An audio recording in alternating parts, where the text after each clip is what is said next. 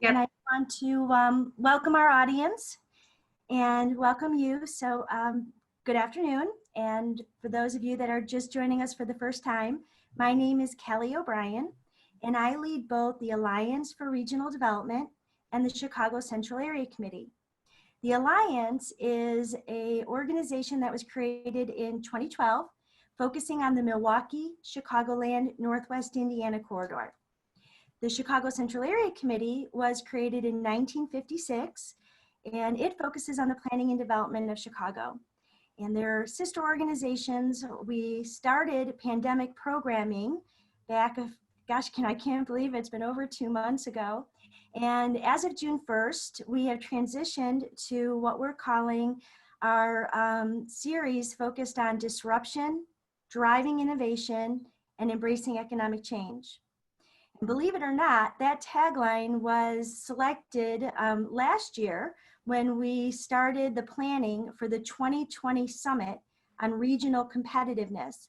For those of you that have been involved with the Alliance for Regional Development, you'll know that we have partnered with the Federal Reserve Bank of Chicago for the last 7-8 years actually, and hosted these summits.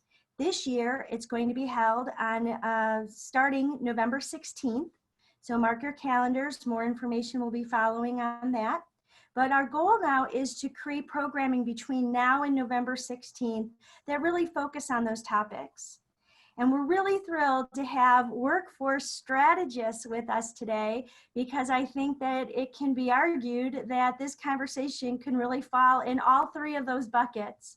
So welcome, Matt Dumich and Jen Vogel. How are you both doing? I'm doing well. Thanks for asking.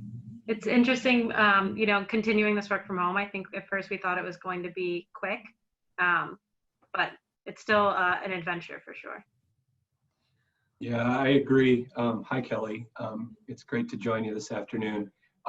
We never knew that we would be here 12 weeks later, but we keep learning and improving, and I think that'll inform both how we return to our workplaces, our physical workplaces, and how we continue to work differently in the future. Well, I find it very interesting that on just last Friday, the governor lifted the stay-at-home order here in Illinois, and yesterday the city opened. Yet I think all three of us, by virtue of our backgrounds, are showing that we are still at home. And CCAC is very appreciative that the SmithGroup is a member of our organization. And when I learned that SmithGroup was making available to our members and to your clients and to really an open source document that talks about the holistic approach to returning to the office, I thought we have to hear about this. What is a holistic approach? Well, thanks again for having us. I think maybe I should start by introducing myself. I'm Matt Dumich. I'm an architect and principal at SmithGroup. And now I'm joining you from my virtual office in Roscoe Village in Chicago, hopefully not for too much longer. SmithGroup is an integrated design firm of architects, engineers, planners, and strategists. And we focus on higher education, healthcare, site science and technology, and the workplace markets. And Jen and I are in our workplace studio, which is focused on corporate and commercial projects and mixed use developments. I am the workplace studio leader for our Chicago office, and we have both been advising clients across industries about the future of work and considerations for reopening our offices. And we're also leading a task force of our own office to strategize on re-entry or reoccupancy. So glad to be here. Jen, do you want to say hello? Yeah, definitely. So I'm Jen Vogel. I'm a workplace strategist, architect, and designer with SmithGroup. I work closely with Matt.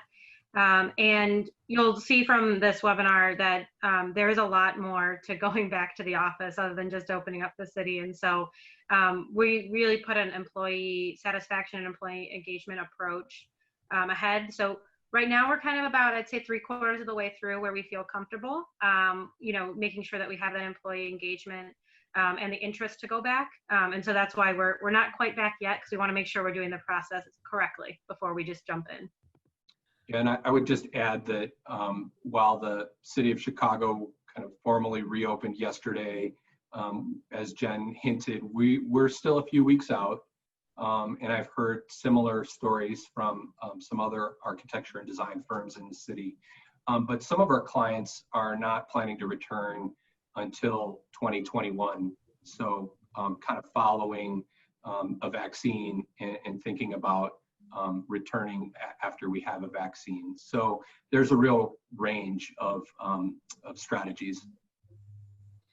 Well, you know, we shared your bios with the invitation to join us today, and you're both so very accomplished and have been involved in receiving awards and so many different facets of the industry.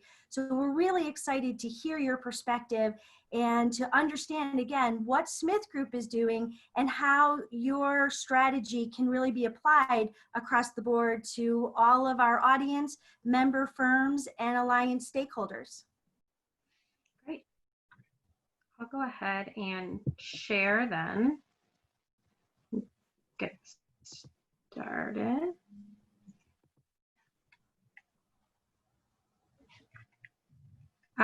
So Kelly, you had mentioned the question of what is the holistic approach to returning to the office, and we've looked at sort of these 5 tenets as we've been going back to the office. There's the sort of obvious things and the things that we get sort of straightforward guidelines of physical space and protocols, you know, maintaining correct distancing, creating one-way paths and things like that. But what we've really been focused on is the policy and process. How do we create policies and processes that help with the human and social interaction within the office, making sure that people feel supported and connected to each other as we, you know, go through what is going to be a monumental change, not only in the short term, which is what this presentation is really focused on, but also as we learn from how we're going to go back to the office now, and if there's any lessons learned for the long-term effects, especially after there is a vaccine. And I alluded to it a little bit in the introduction, but a big part of what we do and what we find successful, not only for this return to the office, but for any sort of design solution regarding the workplace, is to manage that change with your employees. And so we're currently in that phase, making sure that our employees know exactly what they're going to be walking into on day one, understanding that it's not going to feel exactly the same as when they left abruptly in March, and making sure that they're comfortable with the scenarios and the different protocols that we have in place. And then ultimately, we know that there's going to be a real estate paradigm shift. We know that this is going to change the kind of landscape of commercial real estate. And so how can we make decisions for ourselves or with our clients to understand exactly how these changes can affect their long-term investments as well. So for SmithGroup specifically, what we did internally and what we suggest to our clients is really to determine the why of returning, to know, you know, what benefit does going back to the office have? We don't need to go back if it's not beneficial. So a lot of the things that came up, so we had a town hall, you know, we started an early task force, so a group of individuals that are kind of have different facets and touch points within our office, set up a Teams channel to make sure we could all communicate, and then hosted a town hall and provided a number of surveys to determine how comfortable our employees were and why they would go back to the office. So a lot of the reasons why were the social aspect, the ability to see coworkers that they liked so much that they don't get to see in person. But other things like technology, the ability to meet and ideate and brainstorm, especially for the creative disciplines, we found have been extremely important. So as we started transitioning into finding solutions, making sure that we're elevating and really making important those reasons why, and that any decisions that we're making aren't limiting people's reasons on why they would go back to the office. You know, Jen, what's really interesting about the first 2 slides and your comments, it really builds off of a webinar that we hosted just last week with a communications expert, Courtney Thompson, and she was talking about how important it is to be communicating with your employees. She recommended putting together a council, and it seems like that's kind of exactly what you are doing and finding real success with that.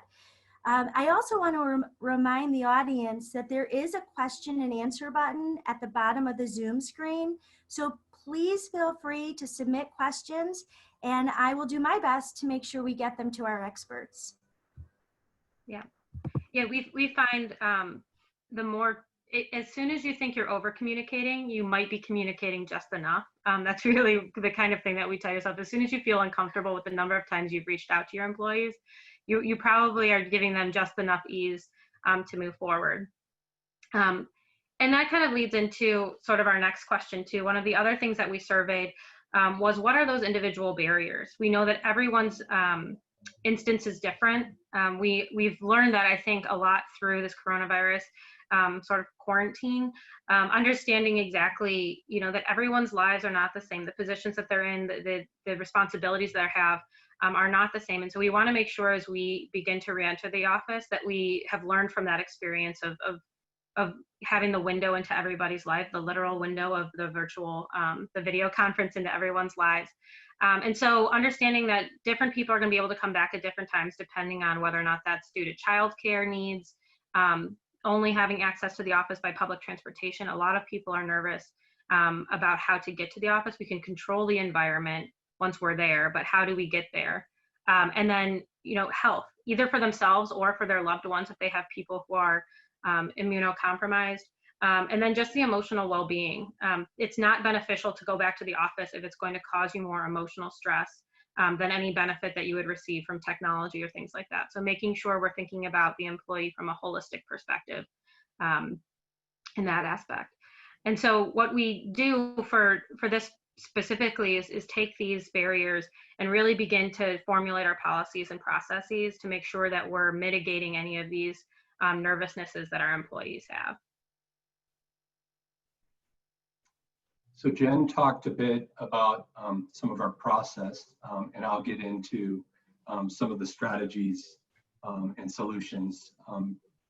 These you may have seen a lot of these recommendations about physical space already.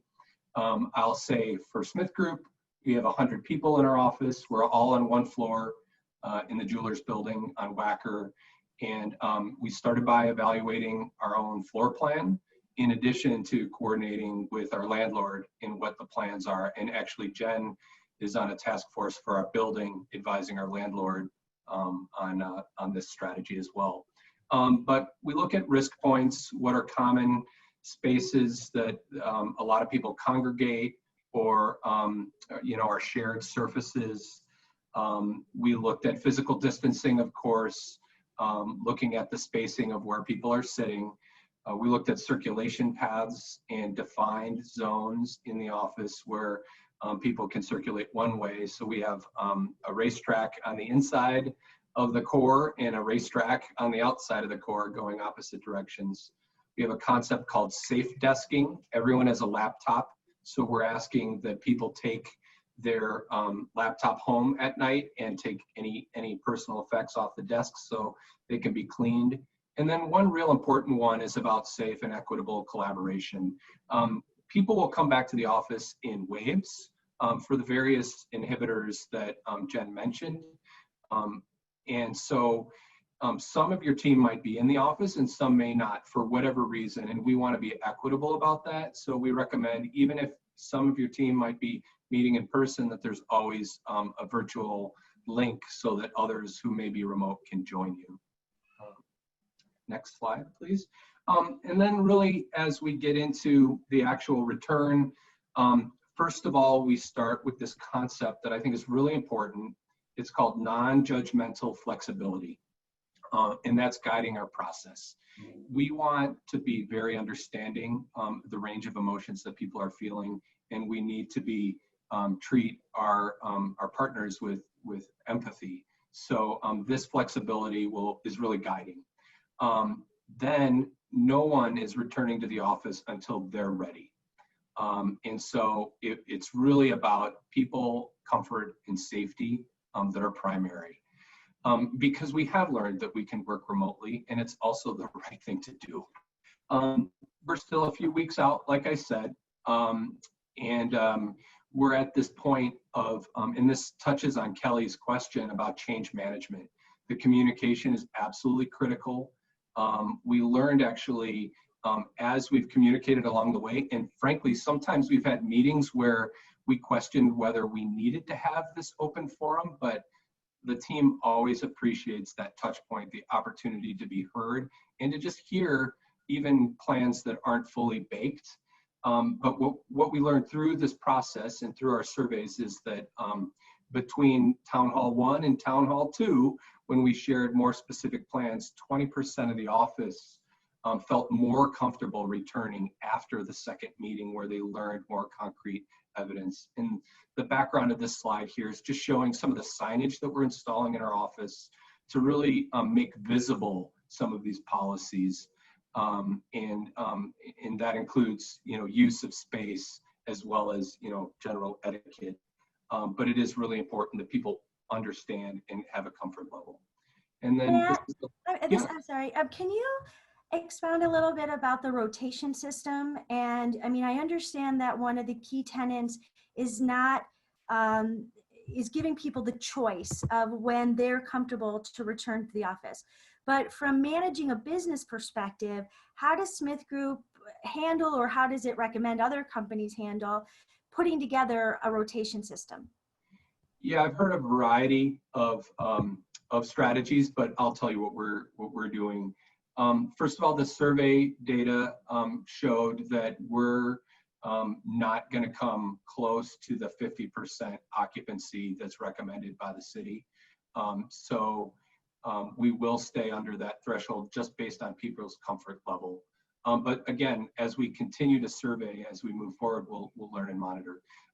We have a simple sign-up sheet, and you can reserve a desk for the day, and you have to clean the desk when you sit down, and you clean the desk when you get up, and then all of the desks are cleaned by a cleaning crew every night.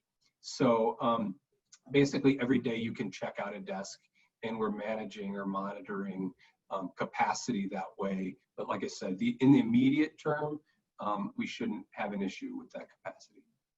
Yeah, I just want to remind the audience that one of our first webinars, we highlighted a member firm that specializes in commercial cleaning. And they have evolved to where they are now leasing the equipment and the EPA approved chemicals so that, companies and offices have the ability to clean and sanitize as often as they think is necessary, particularly when there is this rotation system and there's different people in and out every day. So if anybody that is watching this is interested in learning more about sanitization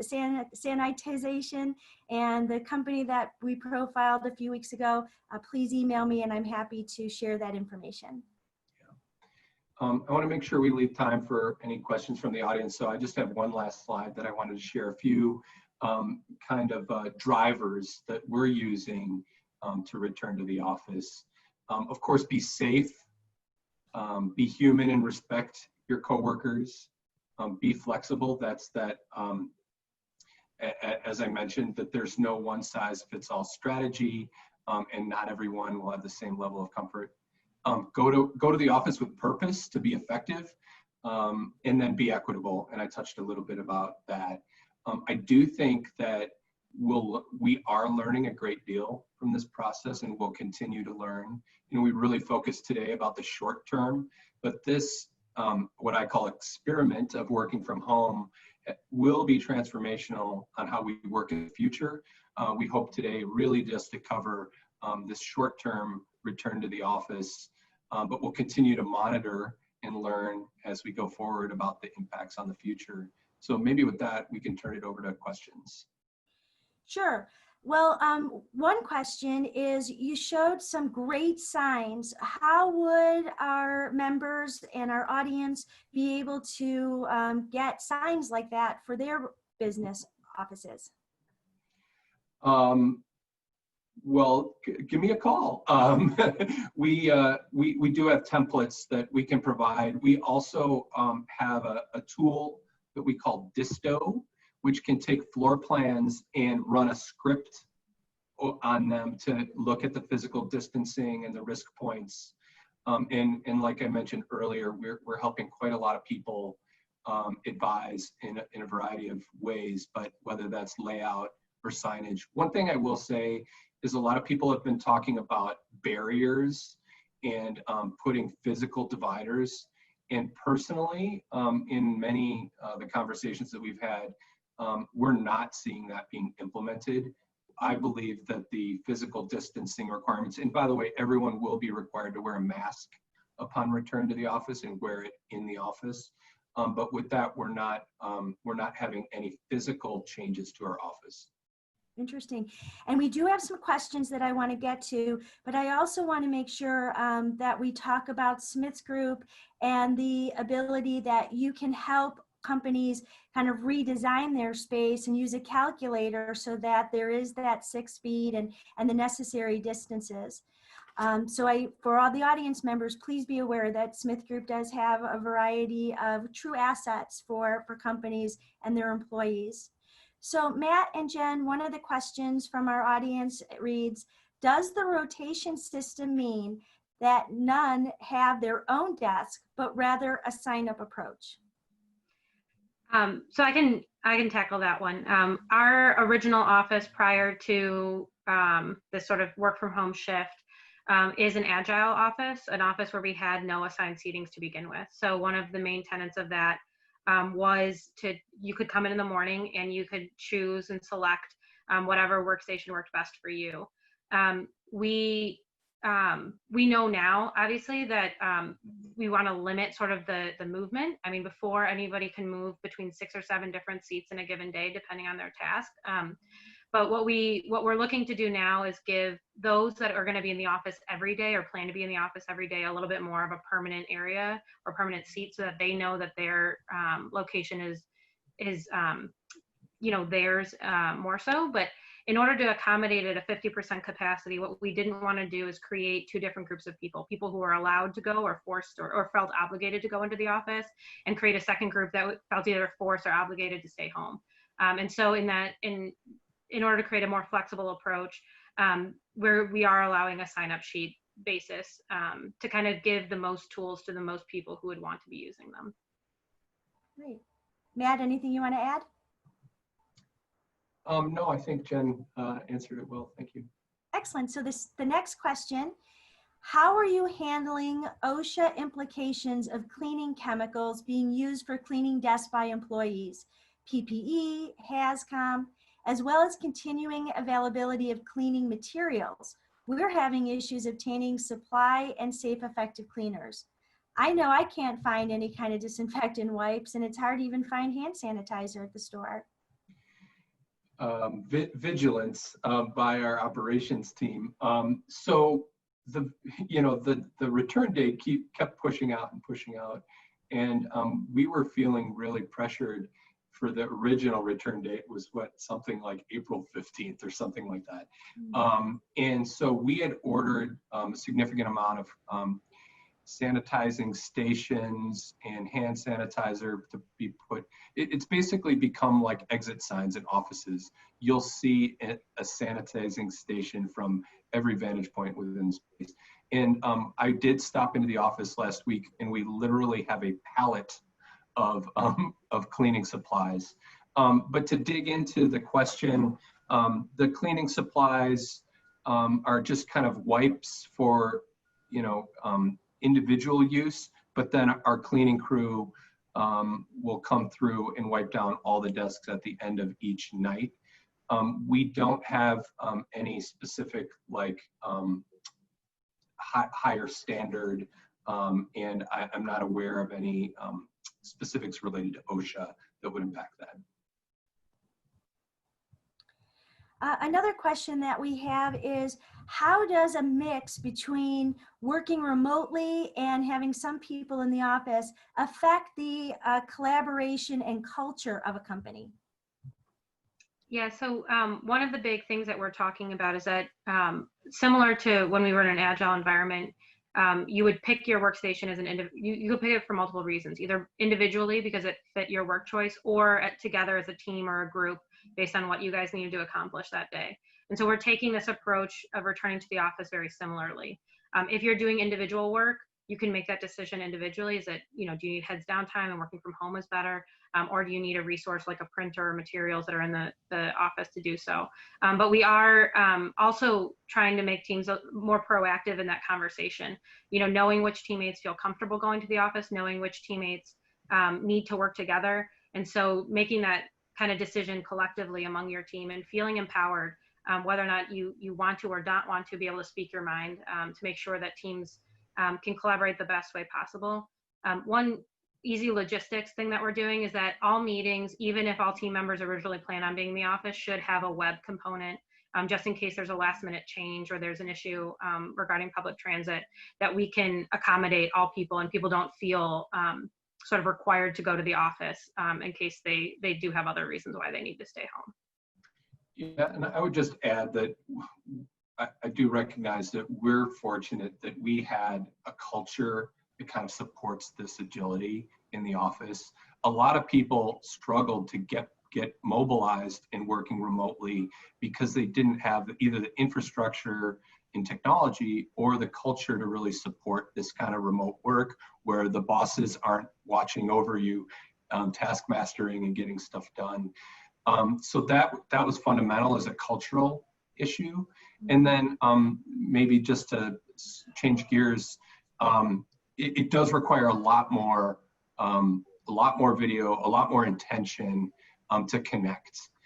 We're using some digital tools like obviously video conferencing, but also virtual collaboration and whiteboarding tools like Miro have been hugely helpful. And Miro is like a virtual whiteboard or Post-it note platform. And we've used that both for charretting with the team, but also with clients and doing engagement with these whiteboard tools. So that's been super helpful, and I would recommend that.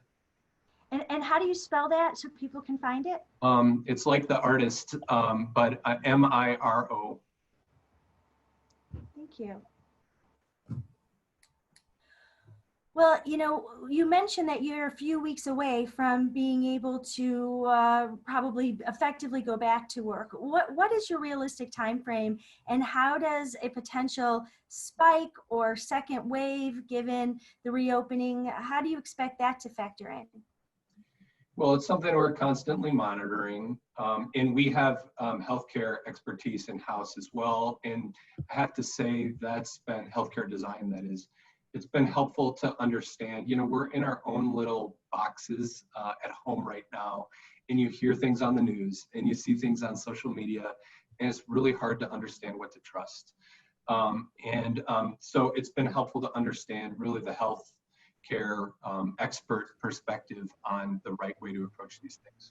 I will say one thing is we're giving our office a 2-week notice for when we set a date to re-enter, so that people can make accommodations if they need to be ready to go back.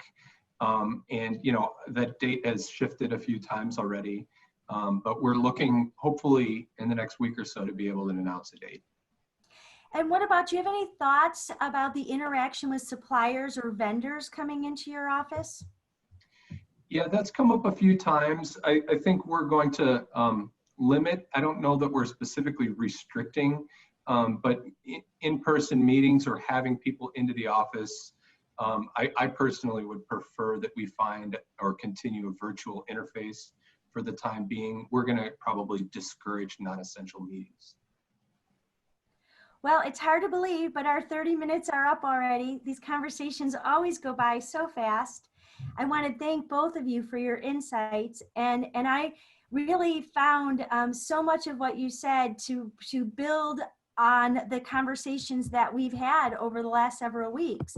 So if any of the audience members are interested in doing deeper dives, please let me know. I'm happy to share links from previous conversations. And I'm also happy to connect you with the SmithGroup. And I understand that the white paper that you put out on holistic approach for returning to the office is open and available for our audience. Is that right? It is. You can find the document on our website, as well as some other resources, including another webinar that we did for our clients. Excellent. Well, I really want to thank both of you for helping us understand the best way to go back and things that need to be in place before we do so. And I hope everybody that's watching that we can get back to kind of a new normal sooner rather than later. Please know that we do intend to continue the webinar series. Next week on Tuesday, it will be for members only. On Thursday, so a week from today, we have rescheduled the regional administrator from the U.S. Department of Labor. And Christine Quinn will be talking about recovery, moving towards reemployment, re-engagement in the workforce. So I know that that's going to be a really important conversation, and I encourage everybody to register and join us and share the information so that our audience continues to grow. So let me again thank you, SmithGroup, for your support of the Chicago Central Area Committee. Thank you, Matt and Jen, for your expertise and the hard work that you're doing so that all of us can have the tools and resources and the businesses know what to do so that, again, we can figure out the new normal. With that, I'm going to sign off and wish everybody to stay safe, stay well, stay strong, and I look forward to seeing you next week. Bye, everybody. Thank you.